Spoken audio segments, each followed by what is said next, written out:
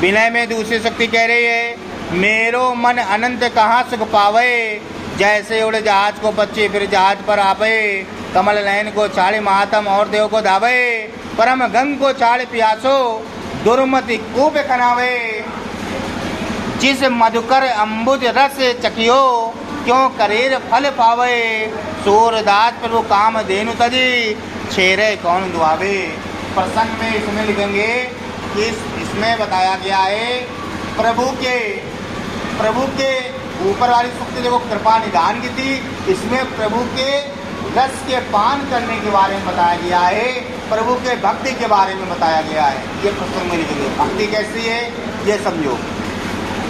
मेरो मन अनंत कहाँ सुख पावे, जो ये मृत्यु लोक है, हम लोग जो रहते हैं, हम लोग का मन क्या होता है, भटकता रहता है, कभी इधर कभी उधर कभी उधर। अब कैसे भटकेगा, अगर समझाया जाए, कभी बिरयानी अच्छी लगती है, कभी बर्गर अच्छा लगता है, कभी डोसा अच्छा लगता है। एक पर तो एकत्र नहीं रहता कि हम बिरयानी खाएंगे तो वही खाएंगे, ऐसा तो नहीं होता।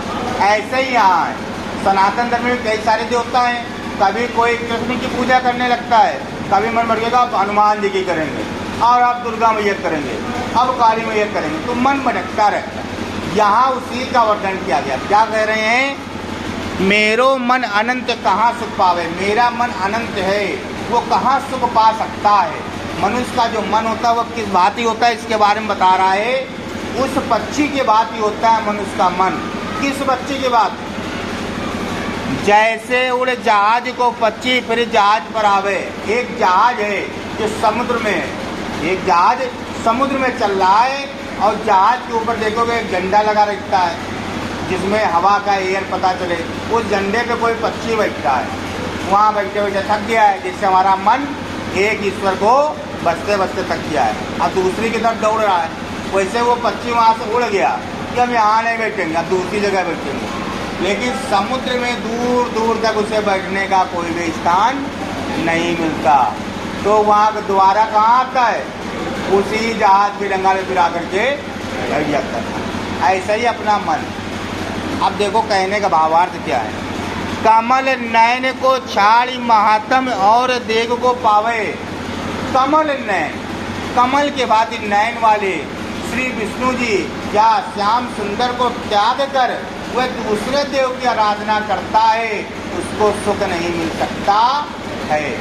जिस प्रकार से वो पक्षी बैठा था अच्छा खासा आनंद से था, लेकिन उसको दूसरा चाहिए था, थक गया, दुखी हो गया, लेकिन दूसरा स्थान नहीं मिला। ठीक उसी प्रकार से कह रहा है, जब कमल नयन की कृपा आपके ऊपर बरस रही है, आपको पता ये रस को देने वाले हैं, फल को देने वाले हैं, तो दूसरे तरफ कोई भी दूसरे देवता को ध्यावे वो महामूर्ख है। ऐसा मूर्ख व्यक्ति जो कमल नयन को छोड़कर, उनके कमल श्याम सुंदर के बाद प्यार है, उनको छोड़कर दूसरे देव की आराधना करता है, वह मूर्ख है। और कह रहा है, परम गंग को छाड़े प्यासो दुर्मति कूप खनावे।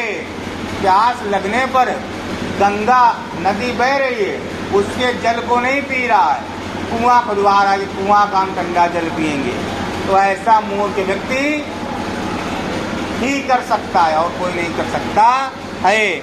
आगे कह रहा है, जी मधुकर अम्बुज रस चकियो, जिसने मधुकर यानी मधु के रूप का यानी मधु यानी अमृत रूपी रस का पान कर लिया हो, तो वह करेल यानी करेले का रस या करेले के फल को क्यों खाएगा। जो अमृत रूपी रस का पान कर चुका हो तो करेले के रस का सेवन क्यों करेगा।